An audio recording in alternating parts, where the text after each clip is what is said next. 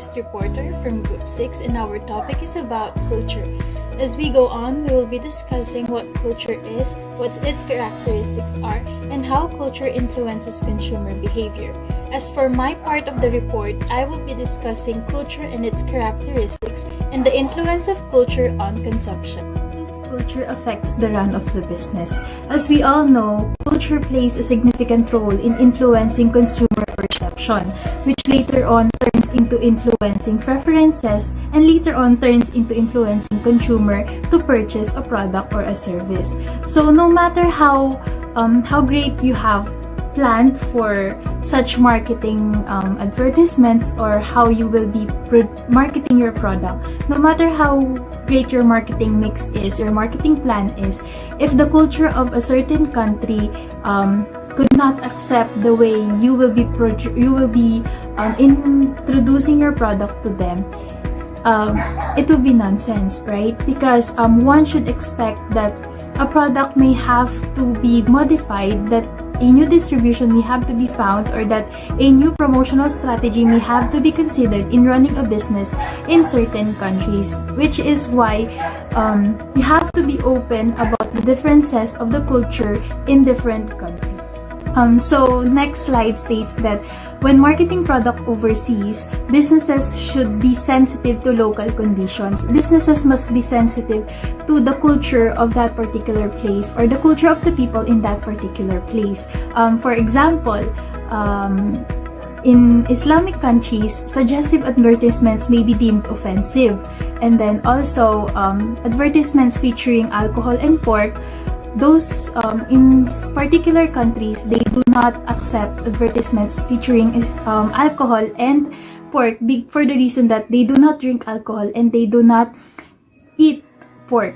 And then also, Arabic and Hebrew script should be used with care and avoid situations that will disrespect their Hebrew or Arabic script.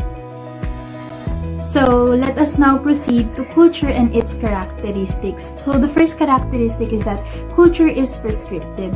It is said that out of necessity, culture must be based on social interaction and creation. Of course, culture will not exist on its own without social interaction and without people creating and prescribing culture to one another. Smoking, for instance, was once socially acceptable behavior, but recently it has become more and more undesirable both socially and medically.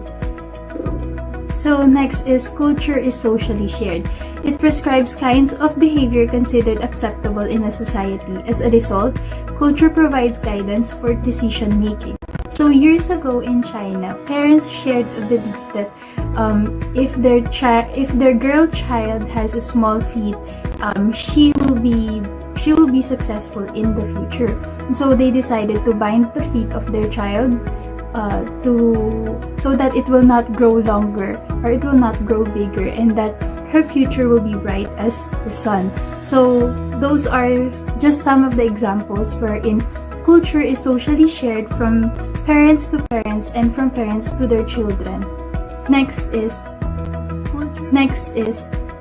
culture facilitates communication. Of course, culture facilitates communication. Culture usually imposes common habits of thoughts and feeling among people. Thus, within a given group, culture makes it easier for people to communicate with one another. So, without communication, culture will not exist up to this day. And so, culture facilitates communication because people with the same culture tend to communicate better with one another. Next is that culture is learned. Culture is not inherited genetically. It must be learned and acquired. And so, same as what is said earlier, culture is socially shared. Here, culture is learned. This does not exist out of nowhere. It does not exist out of nowhere. It is not inherited genetically. Culture is learned for example, from my parents, passed down to me, and then I will pass our culture to the next generation. And so I will be the one teaching my children about our culture, and that is why it is stated that culture is learned and not inherited genetically. So here we have the enculturization and acculturization. which means enculturization refers to when a person observes or learns the culture from which he or she is raised. For example, me absorbing or learning the culture of my parents. Meanwhile, acculturization occurs when a person learns and absorbs a culture other than the culture wherein he or she is raised. For example, me absorbing or learning the culture of the Americans, the culture of the Koreans. That's acculturization. Next slide states that culture is subjective. So culture is subjective. People in different cultures often have different ideas about the same object, of course. Which is acceptable in one culture may not necessarily be so in another. In this regard, culture is both unique and arbitrary. So culture is subjective. Of course, as what I said earlier, different countries or different people from different countries have different culture, have different perceptions, and so culture is subjective. For example, is that in the Philippines, it is accepted for 18 years old and above, or even so if you're already married and you live with your parents, it's fine because Filipino people are considered to be family oriented. Meanwhile, in America, it is different, wherein once you reach 18, you could get kicked out of the house and you must afford to live on your own and have your own apartment. So that's when culture from different places are different, which is why culture is subjective. So next is culture is enduring. Because culture is shared and passed down from generation to generation, it is relatively stable and somewhat permanent. Old habits are hard to break, and people tends to maintain its own heritage in spite of the continuously changing world. The given example of this is the one-child policy in China. So because couples are only allowed to have one child, and most of the couples prefer to have a boy as a child, what they do is they execute their child if it is born to be a girl. And so that is why culture is enduring. Firstborn child that turns out to be girls endured to be killed so that couples can reproduce a child which is a boy, which they prefer to be a boy. So the last two characteristics are culture is cumulative and culture is dynamic. For culture is cumulative, each generation adds something of its own culture before passing the heritage onto the next generation. So of course, culture tends to become broader based over time because new ideas are incorporated and become a part of the culture. For example, me, I add a little something to my culture before passing it down to the next generation, and so the next generation could add up new ideas before passing it to the next generation, and that is why culture is cumulative. Meanwhile, the other stated that culture is dynamic. Culture is constantly changing, of course. It adapts itself to new situations and new resources of knowledge. The dynamic aspect of culture can make some products obsolete and can usher in the new buying habits. And so, same as culture is cumulative, as we add a little something to our culture changes, and that is how culture becomes dynamic. And so, those are the characteristics of culture. First, again, let's do a recap, which is culture is prescriptive, culture is socially shared, culture facilitates communication, culture is learned, culture is subjective, culture is enduring, and culture is cumulative, and culture is dynamic. Now, let us move on to the influence of... So, let us now proceed and briefly discuss the influence of culture on consumption. Consumption patterns, lifestyles, and the priority of needs are all dictated by culture. Let us put it this way. For example, you are a Muslim and you are not allowed to eat pork. Your culture does not allow you to consume pork or drink alcohol. Would you buy pork? Would you buy alcohol? Of course not, right? Another example is in the West. Westerners are known to consume a lot of pasta or a lot of bread. It is because it is in their culture wherein they are used to eat a lot of pasta and bread rather than having, like us Asians, rather than having a lot of rice. Another example is that it is in the culture of Chinese people wherein they consume a lot of raw meat, right? They are known to consume a lot of raw meat. And so that is how culture affects or influence the consumption of different people on different places. Different people that have different cultures also consumes different food or different products. So that's simply how we can explain the influence of culture on consumption. Thank you very much for listening. This is Jocelyn Pangilinan Rama. Let us now proceed to the next reporter. Thank you. I'm Patricia G. Panganiban. I'm going to report influence of culture on thinking processes. Thinking processes are also affected by culture. When traveling overseas, it is virtually impossible for a person to observe foreign cultures without making references, perhaps unconsciously back to the personal cultural values. Self-reference criterion, or SRC, defined as unconscious reference to one's own cultural values, experiences, and knowledge as the basis for decision. Because of the effect of the SRC, the individuals tend to be bound by his or her own cultural assumption. It is thus important for the traveler to recognize how perception of overseas events can be distorted by the effect of the SRC. For example, people may make the wrong business decision in foreign country by thinking how they would handle the same situation if they were in their home country. Another example is when fast food chains launch in India, they have a self-reference criterion to other global market that people eat meat and animal oil. However, half of the population was vegetarian. Hence, to adjust to the Indian market, the company not only separated the menu but also bifurcated the kitchen. Hence, self-reference criterions had to be changed and the adjustments had to be made as per the foreign country demand. Let's move on. In order to investigate a phenomenon in another country, a researcher or marketing manager must attempt to eliminate the SRC effect. An awareness of the influence of the SRC is valuable because such awareness can help a manager to prevent a transfer of personal culture norms on a wholesale basis to an overseas market. This awareness should make a manager more customer-oriented, and the marketing strategy developed will more likely reflect true market needs. This awareness should make a manager more customers-oriented, and the marketing strategy developed will more likely reflect true market needs. Influence of culture on communication processes.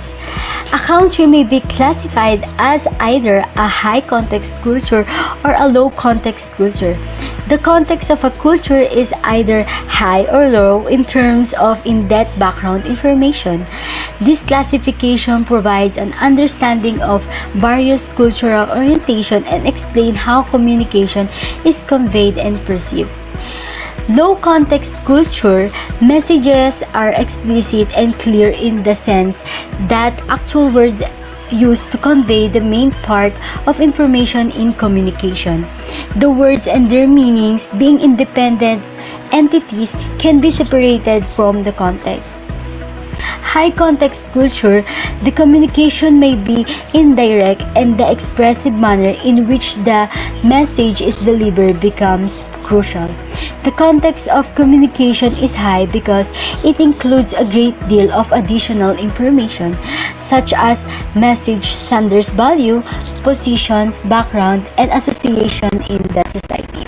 In low context culture, what is important then is what is said, not how it is said, and not the environment within which it is said. While in high context culture, the messages cannot be understood without its content. According to Hall, cultures also vary in the manner by which information's processing occurs. Monochromic schedules punctuality and a sense that time forms a purposeful straight line are indicators of such cultures. Monochromic cultures like to do just one thing at a time. North Americans and North European countries are monochronic society where business managers typically divide work schedules into sequential chunks, while polychromic, the sense that people work on several fronts simultaneously instead of pursuing a single task. Polychronic cultures like to do multiple things at the same time. Arab, African, South American, and Asian countries are typically more accepting of changes in schedules. Monochromic and polychromic difference is monochromic cultures like to do things just one thing at a time, while polychromic like to do multiple things at the same time. That's all. Thank you. I'm Nonverbal and I will tackle about cultural universal.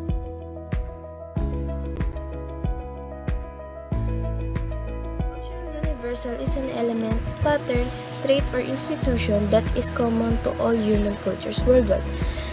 Failure to consider cultural universal results to a tendency to overemphasize cultural differences. Although cultural universals are common to all human cultures worldwide, it does not necessarily mean a certain cultural universal is applicable everywhere. Cultural traits must be still considered. With universality of basic desires, some products can be marketed overseas with little modification. The need to have fun, for instance, make it natural for people everywhere to accept video games. Likewise, culture is not barrier to computer software dealing with engineering and scientific application that manipulate semantic drawings and numbers rather than words. Note that shared values do not necessarily mean shared, identical behavior. The manner of expressing culturally universal traits still varies across countries. Another example, music is a cultural universal, but that does not mean that the same kind of music is acceptable everywhere, because musical tastes are not internationally uniform. The type of music used must be varied to appeal to a particular country. Cultural similarities, an illusion. Cultural universals should not be interpreted as meaning that the two cultures are very similar too often. Cultural similarities at first glance may be just an illusion. A marketer must thus guard against taking any market for granted.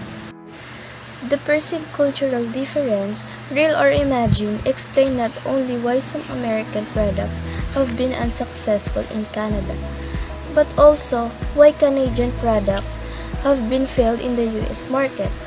Repeated campaigns to sell the electric tea kettle, an indispensable part of Canadian home life, in the US market have been unsuccessful. Vegemite is the closest thing to Australia's national food, with 90% of Australian homes having it. Yet, this black yeast bread has never been able to find its way into the American customer's diet.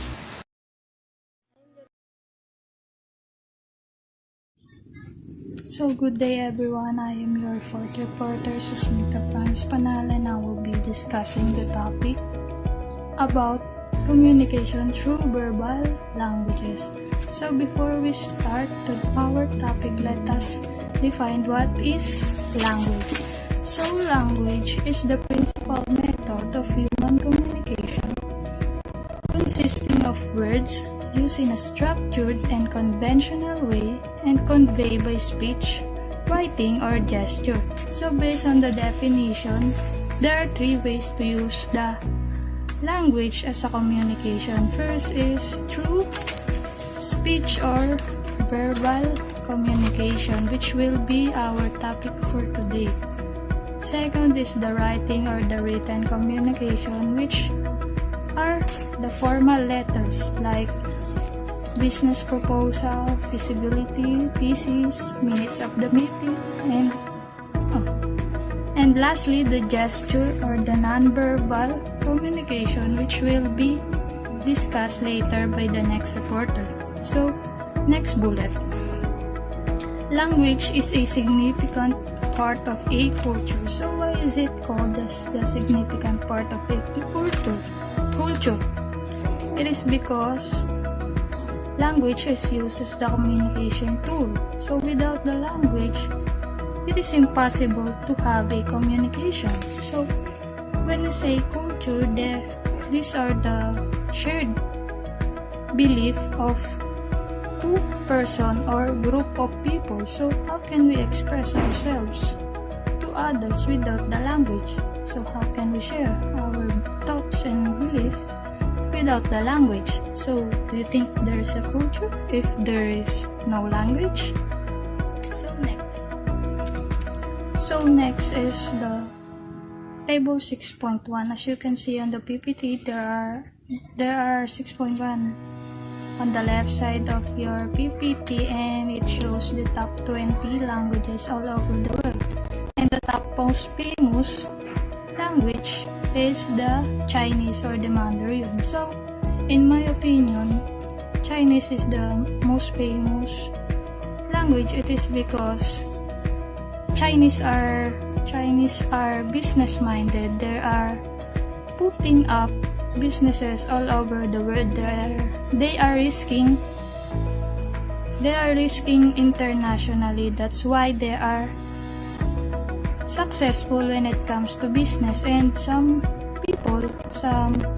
countries want to collaborate or want to be part of a Chinese company. So next slide is about language acquisition, or simply how people acquire language. So based on the hypothesis use it or lose it, people born with inherent ability to learn language. It means even when we are still a baby, we already have the language, and all we have to do is to study or enhance that ability. So next bullet, language acquisition may have biological component. So based on the geneticists, a team of geneticists and linguists, they discover a gene that underlies speech and language. These discoveries support the view that language is acquired and generated by brain, specifically neural circuitry. So some scientists argue that the gene may not be so specific to language. So therefore, the discovery still has not settled, and there is a long-lasting debate whether the brain handles language through dedicated or general mechanism. So next bullet. Several study has confirmed that US population in general have very low fluency. So based on the study given in our module, American managers believe that they don't need to learn another language because they believe that English is the universal language of the business communication. It is partially true, but for me to have a strong relationship with your business partner, you will need to understand them also on their own language. By that, they can feel that they are important, and you are really giving an effort to understand them with their own language. So next slide is about the translation or the differences of spelling, pronunciation, and writing of English language in different countries. So English is one kind of language, but it can be vary or it can be different if you travel in every countries. Just like the American and British English, there are both English, but there's a difference between the two. So For example, when we are talking about a sugary food, when we are talking about sugary food, in American, it is called as dessert, while British use the word sweet. Next, another example. Elevator. Elevator is used by the American, but British called it as a lift. Another example is French fries, used by American, and chips used by British. So truck for American and lorry for British. So another example is the word billion. When we say billion, American describe it as 1,000 million. They count billion as 1,000 of millions, while Britons describe it as a million of million. It means there's a million of million in 1 billion. So, okay ba yun? So, next example is appraise, likeable. For Americans, it means failure, while for Britons, it means success. So it's very different. It's contradict the definition of Americans. Next, there is also a difference with the spelling, but still the same in meaning. So for example, Americans spell the color as C-O-L-O-R, while in United Kingdom or the British people spell it as C-O-L-O-U-R. There's an adding letter, there's an additional letter, which is the U. And because of that, there will be also a difference with how will you pronounce it. So next is the pronunciation of letter C. So in USA, it is pronounced as Z, while in UK, it is pronounced as Z. It is because letter Z originated from the Greek word letter zeta. This gave rise to the Old French word "sadi," which resulted in English word said around 15th century. So next is there's also a difference when it comes to writing the date. So Americans follow the format month, day, year for writing the date, but for other countries it seems illogical, and they find more sense if the date follows the format day, month, year. So the confusion increases when the date writes in numerals, just like in the example above. So as you can see, the example 2/3/2007. So American read this as February 3, 2007, while other foreign countries read this as 2nd of March 2007, which is very far on how American read this. So if you are in America and you see a date like 10/15/2015, it is read as October 15, 2015. But when you are in other countries like on British countries, tama ba?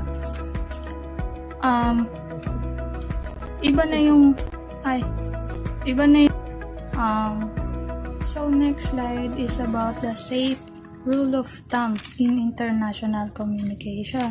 So first is when in doubt, overpunctuate, or it means try to read or try to search for the word or information if it is good or bad. Kasi it is because some countries may misunderstood you. So next is keep ideas separate, making only one point at a time. So make a pause when you're trying to give a new information so the ideas won't mix up. Third is confirm discussion in writing. That's why business letters are important in business world. It can be the evidence of the discussion between groups or two people. Next is write down all figure using the style of the person you are talking to. Next, adjust your English to the level of your counterpart. Next is use visual aid whenever possible. Avoid technical sports and business jargons because some country might have a different definition with that, and it makes them confused. And the last topic that I will be discussing is about the marketing and language. So marketers should attempt to understand how consumer process linguistic information. So it is important to learn language. It is important for the marketers to learn the language of their customer, to understand them and to communicate with them, and when they know how they have the information about the customer, they will able to have a correct positioning of the product with the customer. They will position the product on the mind of the people successfully. So an example of this is making an advertisement about the certain product. So just like on the video that I watch on TikTok, there's a Colgate radio ad in English and they translated in Cebuano. So these are some of the example of how you will communicate with other dialect. So that's it for my report. Thank you.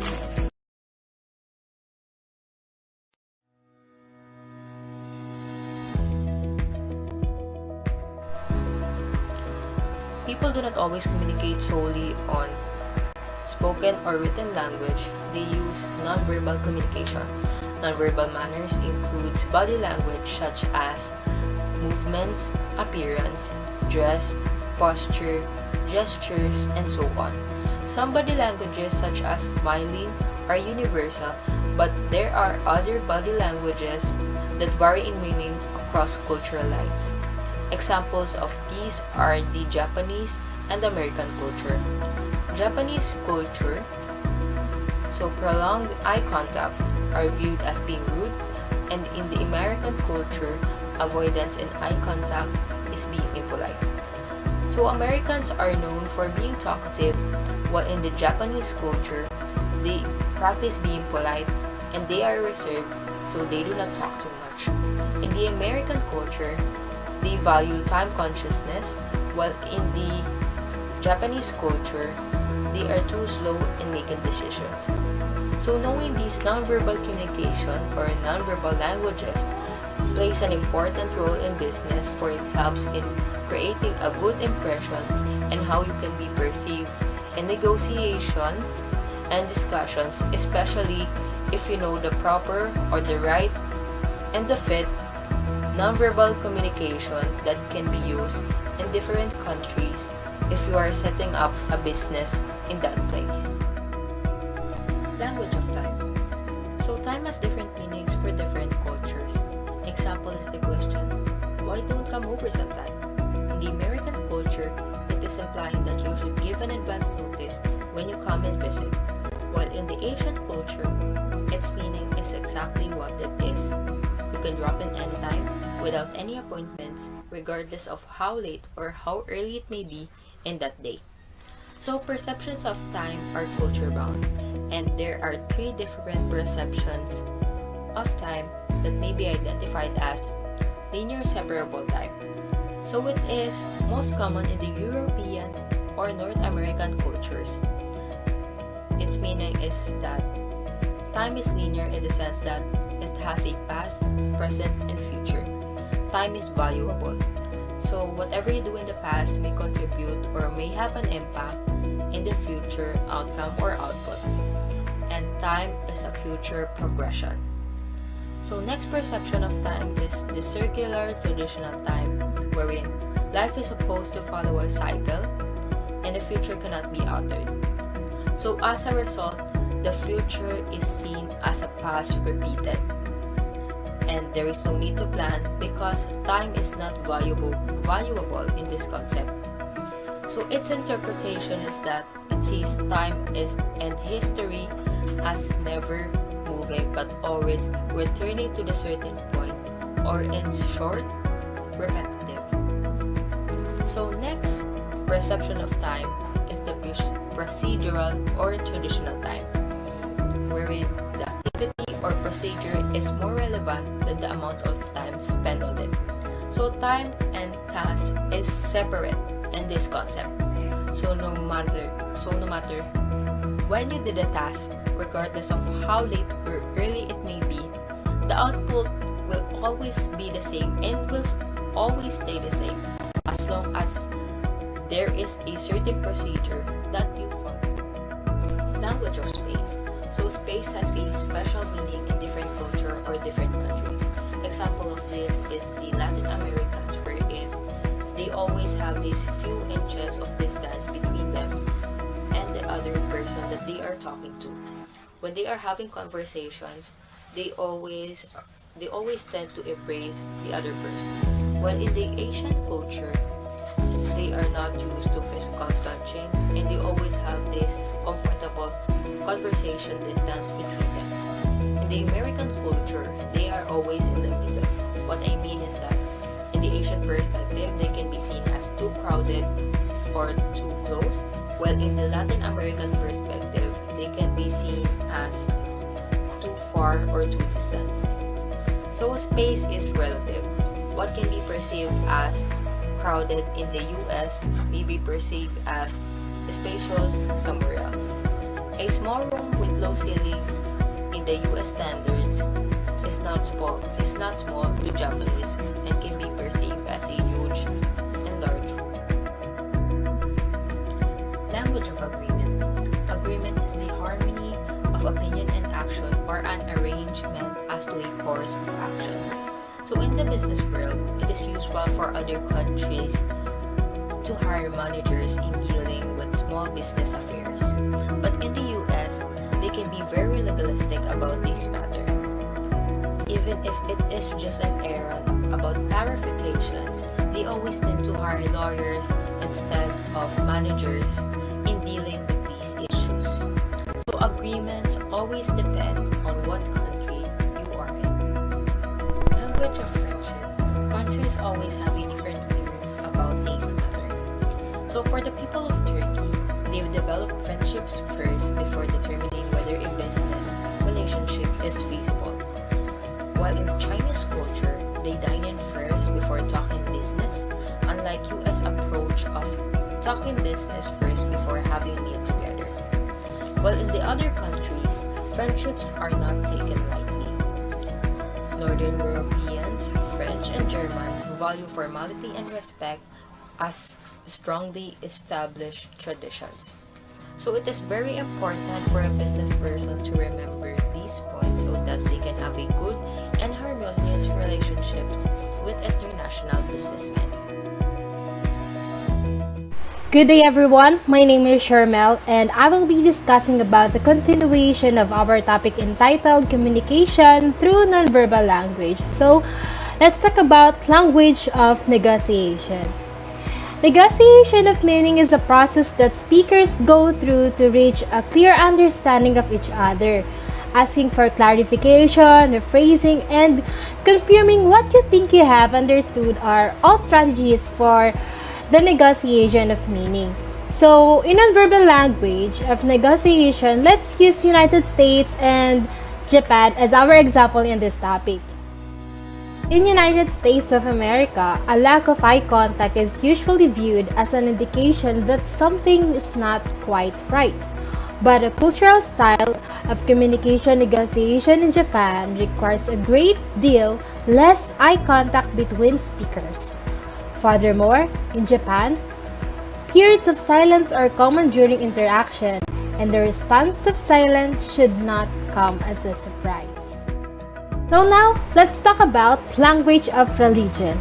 In search of spiritual guidance, people turn to religion.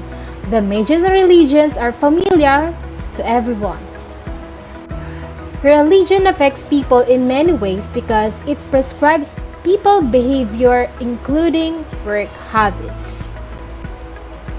Just like, for example, the Protestant work ethic encourages Christians to glorify God by working hard and being thrifty. Thus, many Europeans and Americans believe that work is a moral virtue and disapprove of the idle. Likewise, Islam exalts work, and idleness is seen as a sign of person's lack of faith in the religion. As such, anyone who is able to work is not allowed to become voluntary idle. Some religions, however, seem to guide people in the opposite direction. In Hinduism and Buddhism, the emphasis is on the elimination of desires because desires cause worrying. Not striving brings peace rather, and a person at peace does not suffer. Our next topic is quite interesting. So now let's talk about language of superstition.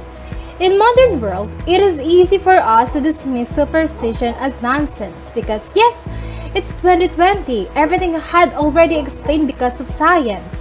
Yet, superstition beliefs plays a crucial role in explaining personal as well as business behavior in all parts of the world.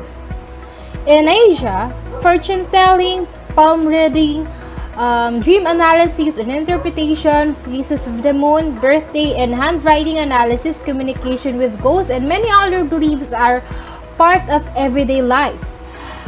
Physical appearance is often used to judge a person's characteristic. If you have already or if you have a long ear, you supposedly belong to those who have good fortune. In United States of America, just like here in the Philippines, Americans also knock on woods. They also cross their fingers and feel uneasy when a black cat crosses their path. Americans also do not want to walk under ladders and may be extra careful on Friday the 13th.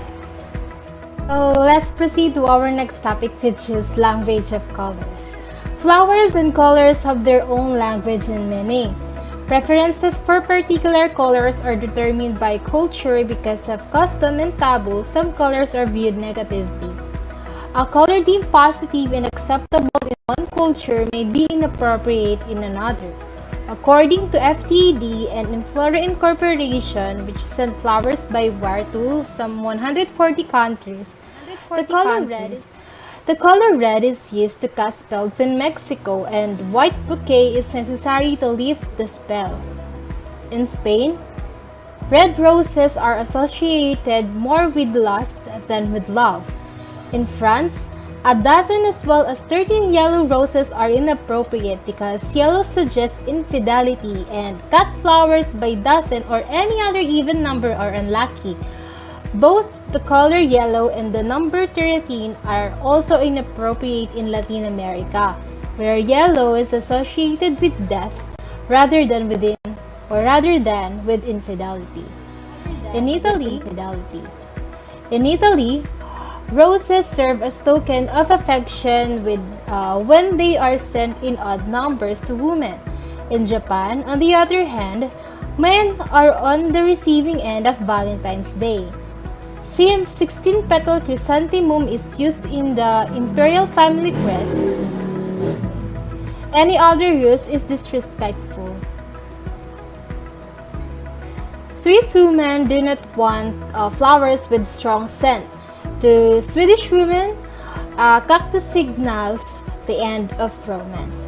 Other than flowers, colors by themselves have special meaning. Yellow is associated with disease in Africa.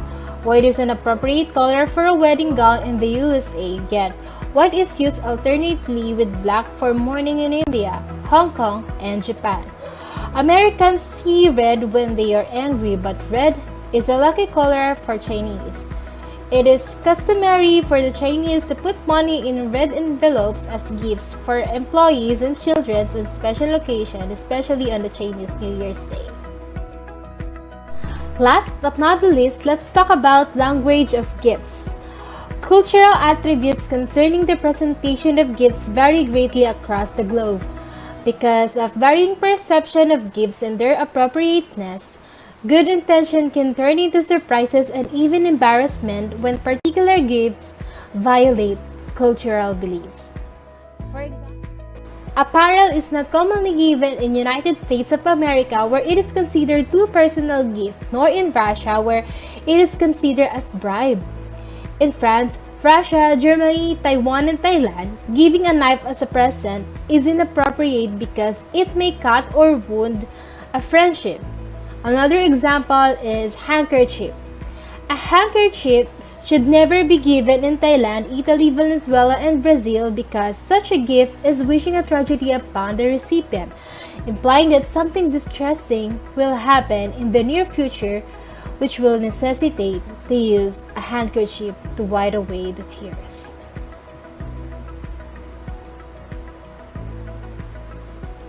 Another example. Prudence requires one not to give potted plants to the sick in Japan because the illness may become more severe by taking deeper root. It is also wise to avoid giving "for" of any item with "for" in the name to the Chinese and Japanese because the word sounds like "si" in this language and means death. Likewise, clock are a poor choice of a gift in China and Taiwan because the word for a clock sounds like the word for terminate or for a pre-funeral visit to the dying.